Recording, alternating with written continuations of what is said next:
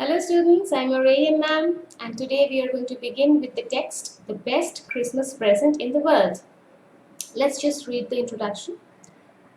Before you read, there are some dates or periods of time in the history of the world that are so significant that everyone knows and remembers them.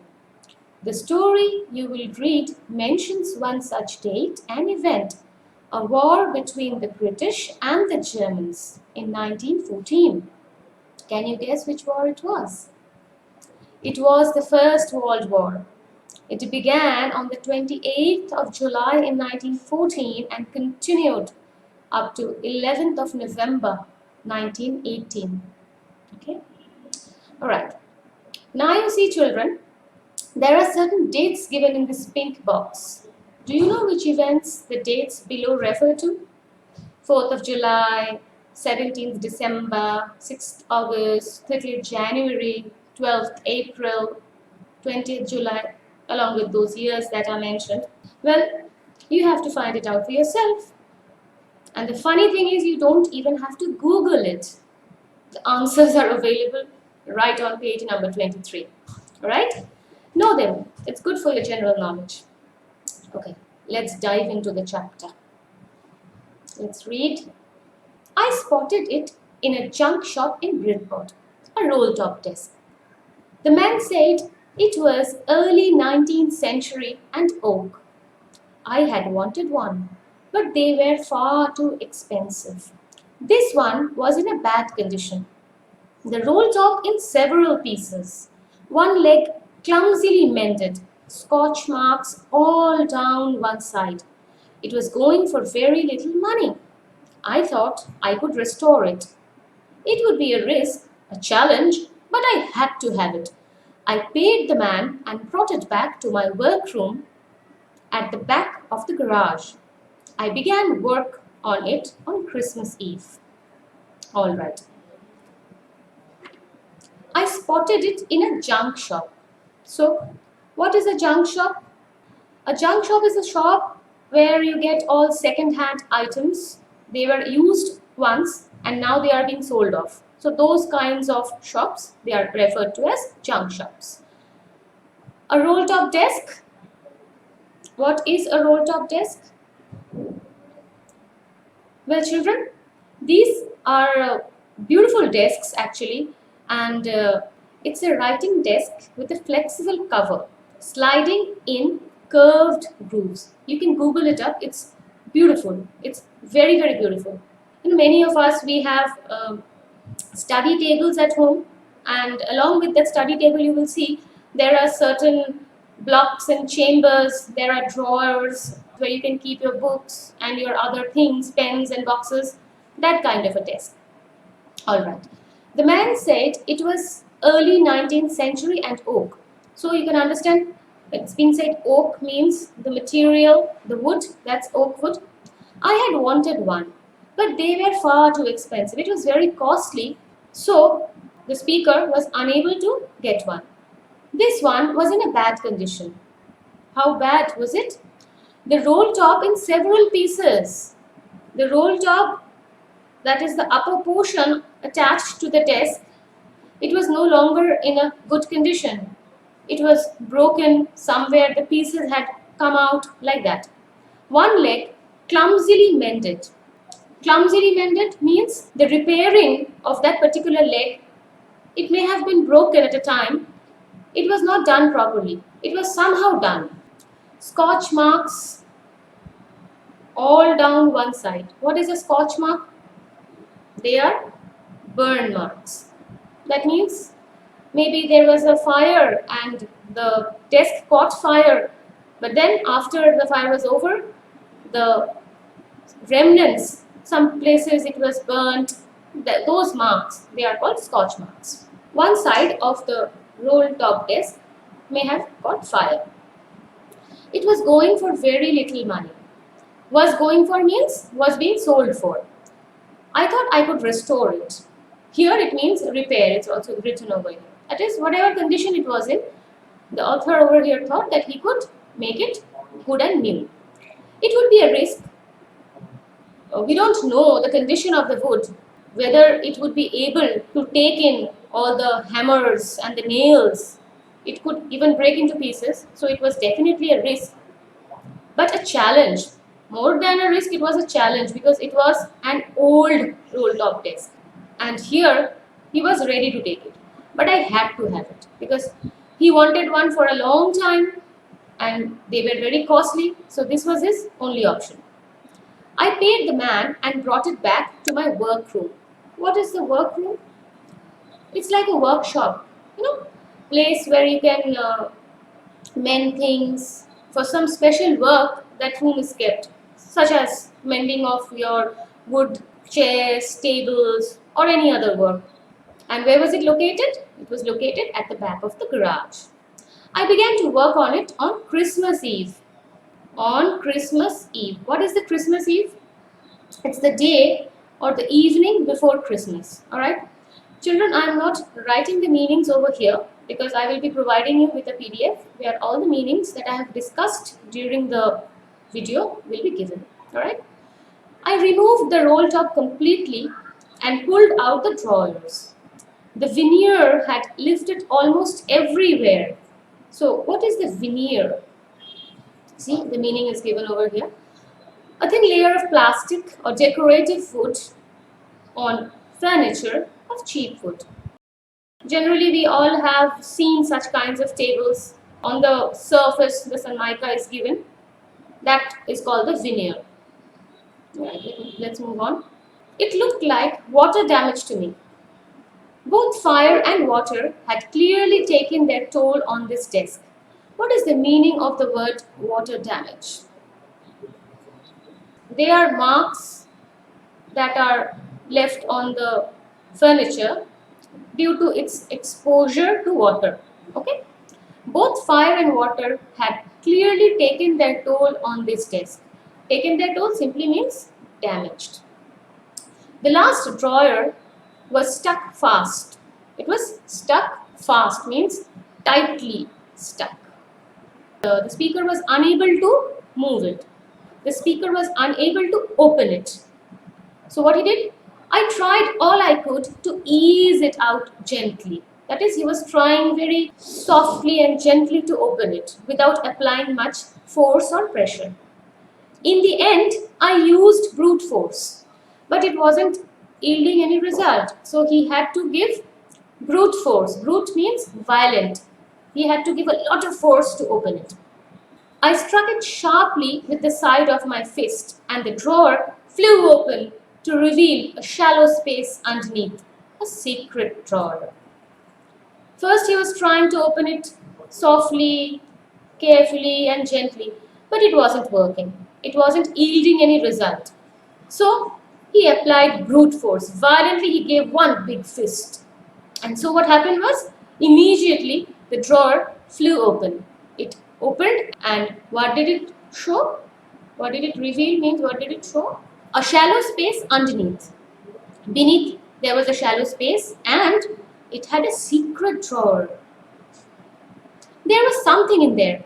I reached in and took out a small tin box.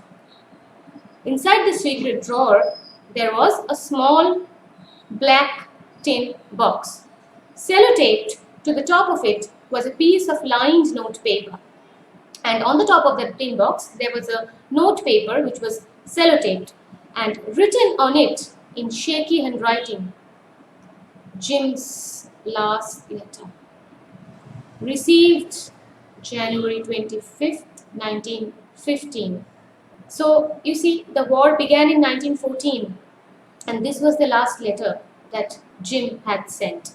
To be buried with me when the time comes. So, whoever got this letter, we will come to know in the next few lines, understood that maybe Jim was not going to come back from the war. So, when she is going to be buried, this letter is the only thing that still connects to Jim. So, when she dies, she would like to take the letter with her in the grave, as if Jim is going with her. Alright, let's move on. Here you are, you can see the rolled up box and the secret drawer coming out of it. I knew as I did it that it was wrong of me to open the box, but curiosity got the better of my scruples. What is scruples? These are feelings that make you hesitate to do something wrong. It's given over here. Generally, when you do something and you're not very sure that should I be doing it, and the moral police inside you know you shouldn't be doing it, no, you shouldn't be doing it, and immediately then there's this super cop of curiosity, gives you a bang on the head and tells you, come on, do it, nothing's gonna happen. Come on, don't you want to know what's going on? And then we finally, okay, what's the big deal? Um, Even though it doesn't seem like really right, let's go and do it. Let's find out what's there in this box. Okay. Same happened for the speaker. Inside the box, there was an envelope. The address read, Mrs. Jim McPherson, 12 Copper Beaches. It's important for you to remember. Bridport, Dorset. So just read this and learn the address. I took the letter and unfolded it. Unfolded it means simply opened it. It was written in pencil and dated at top December 26, 1914. Okay, that was the date when the letter had been written. So children, till now, whatever we have read, it's the version of the speaker. Now let's do a little bit of the comprehension check. What did the author find in a junk shop? What did he find? The roll top desk. What did he find in the secret drawer? Here it is, you can see, isn't it? Small black tin box. Who do you think had put it in there? Now it's something very logical. The person to whom the letter was written, she must have put it in there, isn't it? All of you are going to practice these answers in your home copies, okay? And after I give you the answer modules, then you are to write them in your class copies. Cool. Let's move on.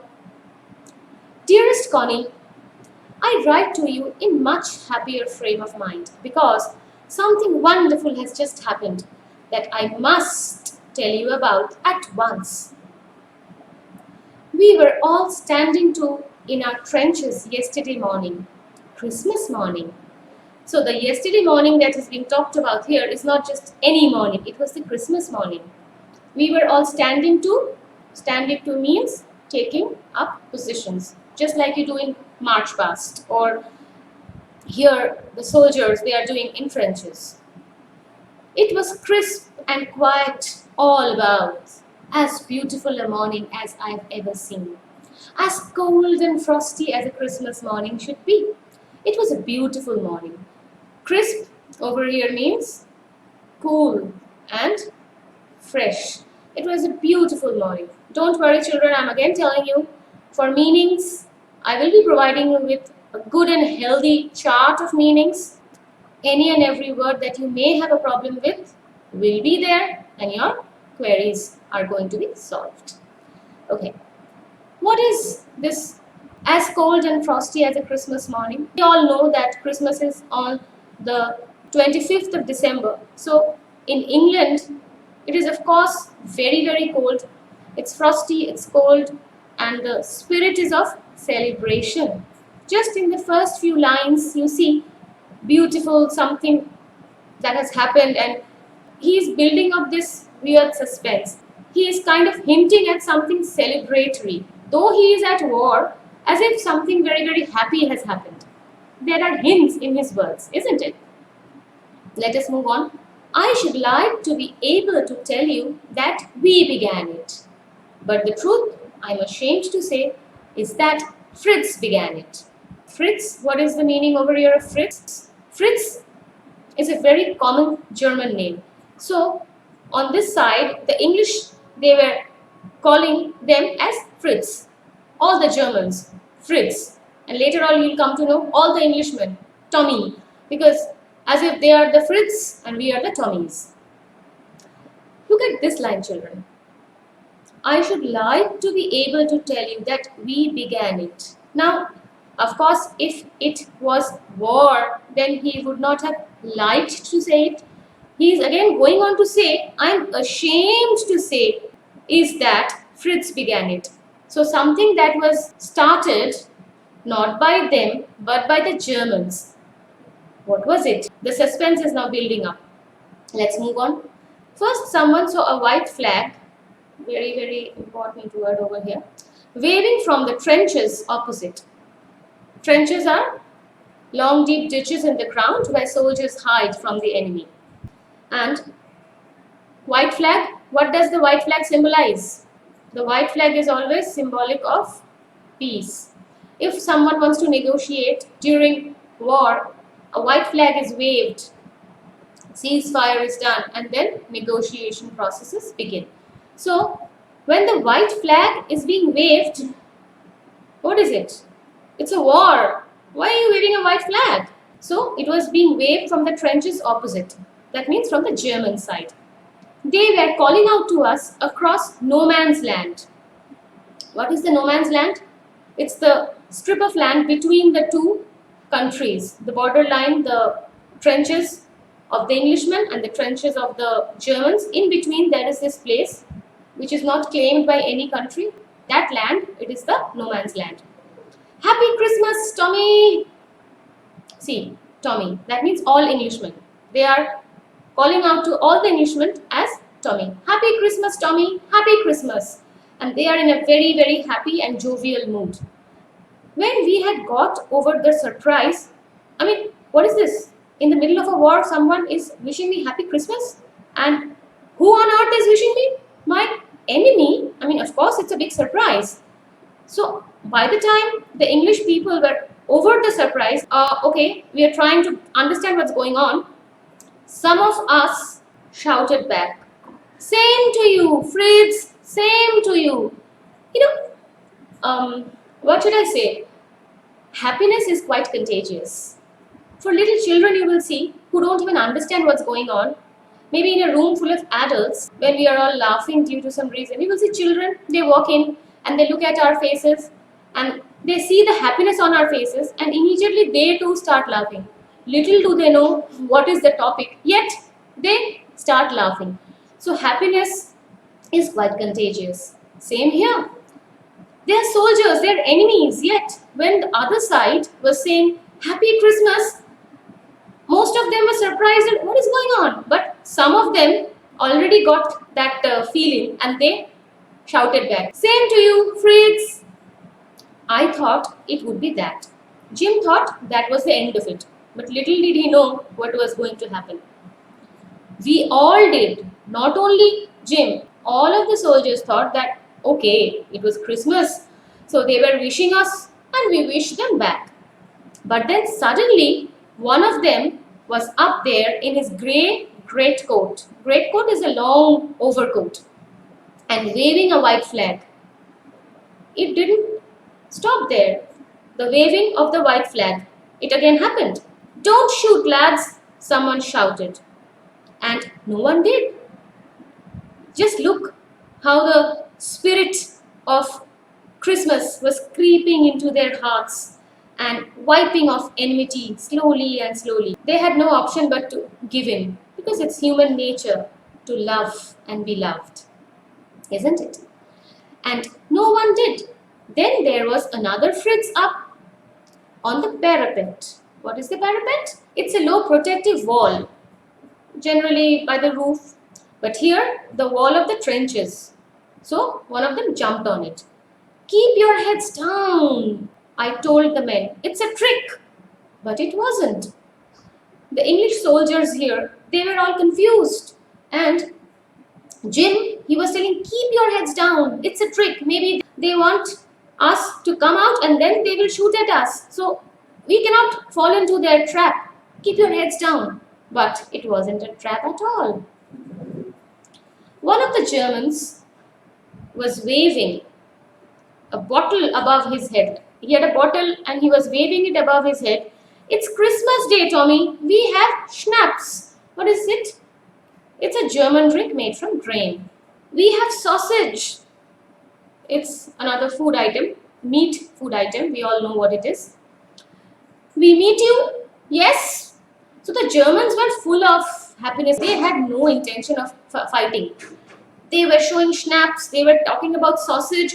And even though they were not able to speak the language correctly, grammatically correct, what they wanted was to celebrate. So, we meet you? Yes. So they wanted to come down and meet the English people. By this time, there were dozens of them walking towards us across no man's land, and not a rifle between them. So now, bombs, rifles, enmity, war, back in the trench. Only human beings coming out. And they wanted to have fun. They wanted to enjoy. Little Private Morris was the first up. Little Private Morris. What is private? Private is a rank in the military. It's the lowest rank. So you see, Little Private Morris, lowest of rank, was the first up. Humanity, in the showcase of humanity, his was the first attempt. He was the first, the highest in the humanity showcase. The lowest of the military rank, Little Private Morris. Come on, boys. What are we waiting for? And then there was no stopping them. I was the officer. Jim here is the officer. I should have stopped them there and then, I suppose. But the truth is, it never even occurred to me I should. The spirit was creeping slowly, slowly, and by the time we have reached here, it was everywhere. He was the officer. He should have stopped his men. It was a war. But no, it didn't even occur to him that it might be something else, and he gave in to the spirit of celebration. All along their line and ours, I could see men walking slowly towards one another. Grey coats, khaki coats. Grey coats, the Germans, and khaki coats, the English. Meeting in the middle. The middle means the no man's land. And I was one of them. Though he was the officer, he was also one of them who wanted to be a part of the celebration. I was part of this. In the middle of the war, we were making peace. How beautiful, isn't it? Let's move on. You cannot imagine, dearest Connie, my feelings as I looked into the eyes of the Fritz officer, the German officer. What Jim was feeling, it's very, very difficult to express.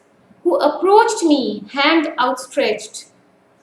Extended. Outstretched means extended. His hand was extended towards me. Hand of friendship. Hand of humanity. Hans Wolf, he said, gripping my hand warmly and holding it. You know, when you see someone and you like the person and you would like to introduce yourself to the person, you generally shake your hands, and then the shaking of hands can be very, very formal.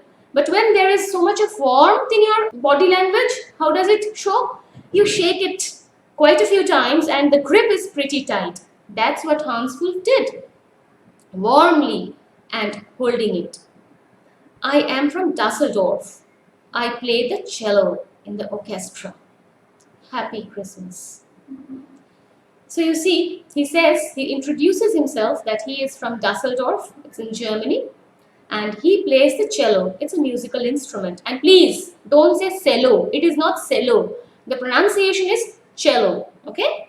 And he played in the orchestra. So he was a musician. Okay? Let's move on. Captain Jim McPherson, I replied. And a happy Christmas to you too. I am a school teacher from Dorset in the west of England. So you see what war does to us. Soldiers, grey coats, khaki coats, shred them coats off. And the flesh and bone, just another school teacher, just another musician, normal human beings like you and me. Not a soldier, not an army person, just another person, just like you and me. And they were exchanging words. Let's move into their conversation. Ah, Dorset, he smiled. I know this place. I know it very well. We shared my rum ration and his excellent sausage. Rum ration, rum is again a drink. And what is ration? You must have heard about the ration cards, isn't it? So ration is it's like a quantity of food that you are going to get when there is a shortage.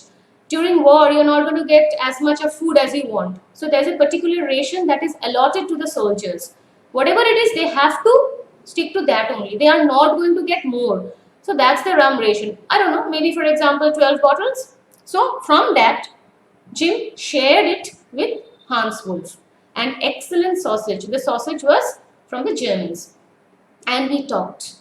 Connie, how we talked. It's as if meeting an old friend, not an enemy, not a fellow soldier. It's just an old friend. We were talking, eating food, and having the fun of our lives. He spoke almost perfect English, a little bit here and there. But it turned out that he had never set foot in Dorset. He had never been to Dorset, yet he knew about Dorset. Never even been to England. He had learned all he knew of England from school. That means he was a good reader. And from reading books in English. His favorite writer was Thomas Hardy. His favorite book, Far from the Madding Crowd. Those of you who are interested in reading Far from the Madding Crowd, it's indeed a very good read. So out there in no man's land, we talked of Bathsheba and Gabriel Oak and Sergeant Troy and Dorset. They are all characters. Bathsheba, Gabriel Oak, Sergeant Troy, they are all characters in this particular novel. He had a wife and one son, Hans Wolf, born just 6 months ago. If you calculate back, you will see that was the time when the war began. So probably the child was just born and he had to leave for war. As I looked about me, there were huddles of khaki and grey everywhere. Huddle means people getting together in groups, in circles, and khaki and grey, they are the soldiers representing the English and the Germans. All over no man's land, smoking, laughing, talking, drinking, eating, just look at it. It's as if it's a party, as if it's an occasion, a Christmas party where everybody knows each other and they are having the fun of their lives. Does it even look like a war front? It doesn't, isn't it? Hans Wolf and I shared what was left of your wonderful Christmas cake, Connie. He thought the marzipan was the best he had ever tasted. It's a confectionery item, sweet, nice cake. I agreed. We agreed about everything, and he was my enemy. Just imagine, what a beautiful line. We agreed about everything, and he was my enemy. Children, we all have friends, and then we also have so-called friends. Most of the times, we keep on fighting with them. So, we have disagreements with our friends. But here, Hans Wolf, Jim McPherson, they are enemies. Yet, no disagreements at all. They agreed upon everything. Isn't it strange and wonderful at the same time? There never was a Christmas party like it, Connie. So you see, a Christmas party. And it was just not any Christmas party. The most memorable one. What a beautiful image. Then someone, I don't know who, brought out a football. Celebration on top of celebration. It's like the cherry on the cake. Greatcoats were dumped in piles to make goalposts, and the next thing we knew, it was Tommy against Fritz, out in the middle of no man's land. So, no more war for the day. It's only fun and fun. So, of course it's no man's land, so there are going to be no goalposts over there. Doesn't matter. Doesn't matter. They will make their own goalposts.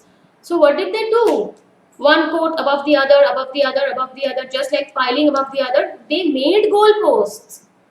This side a pile of clothes and this side another pile of clothes. Through it the ball will go as long as it works as a goalpost. Alright, improvise. Make it a goalpost. They were dumped in piles to make goalposts. Hans Wolf and I looked on and cheered from the sidelines, clapping our hands and stamping our feet to keep out the cold as much as anything. It was actually very, very cold. They were enjoying, they were cheering, and they were clapping, and they were stamping their feet. They were enjoying the football show, as well as they were also trying to warm their bodies up because it was pretty cold. There was a moment when I noticed our breaths mingling in the air between us. They were so close to each other, the breath that they were taking in, and when they were exhaling it out, as if whatever he was exhaling out was going inside him, and whatever he was exhaling out was inhaled by him. And especially in cold countries, and even here, wherever we are during the winter season, if you make this exhaling loud and out, you will see that as if some vapor is coming out of your mouth. And over there, it was absolutely very, very cold. So, whatever was going on, as if the insides, the spirits inside of them, the Christmas spirit outside and the human spirit inside, it was all mingled. It was all becoming one. All right? He saw it too and smiled. It was a feeling. Whatever Jim felt, even Hans Wolf felt the same thing. And he just smiled back, the smiling of appreciation. Jim McPherson, he said after a while, I think this is how we should resolve this war, a football match. No one dies in a football match. No children are orphaned. No wives become widows. Isn't it? It's a match. There are two teams. They are opposing each other. But you don't use a gun. You don't throw a bomb. It's a friendly way of solving a fight. Why don't we all play football matches? Because here no one is killed, isn't it? And what does our Jim say over here? I prefer cricket, I told him. Then we Tommies could be sure of winning, probably. You know, English people are very good at cricket. We laughed at that and together we watched the game. Together. Spirit of harmony, the togetherness, the oneness, the feeling, that thing. Repeatedly, Jim is talking about that. Sad to say, Connie, Fritz won. 2-1. So they won. 2-1. But as Hans Wolf generously said, our goal was wider than theirs, so it wasn't quite fair. You see, at that point of time, when you are already a registered enemy, if you're able to defeat your enemy, you should feel superior. But Hans, on the contrary, was generously saying the courts, they were piled to make goalposts. So in a hurry, maybe the goalposts that was being used for the English people, it was wider. So easier for the Germans to give the goal.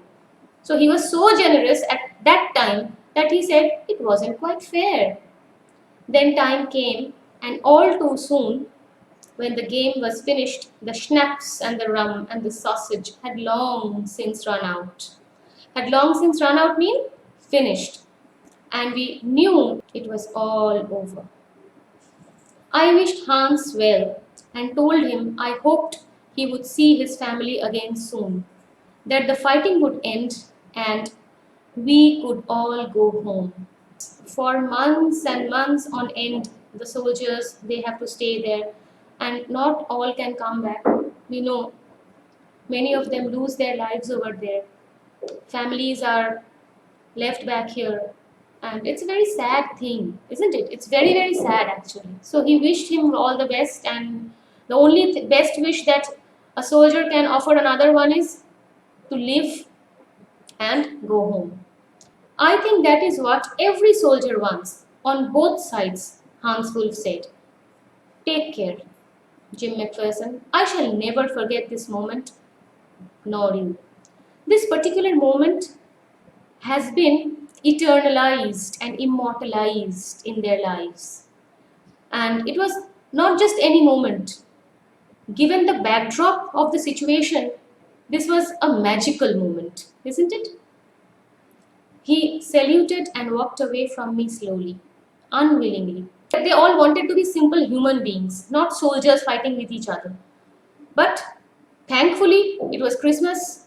At least they got one day. Whatever experience they had on that day, when they leave this world, they will take that rich experience with them. I felt. Jim McPherson also felt the same.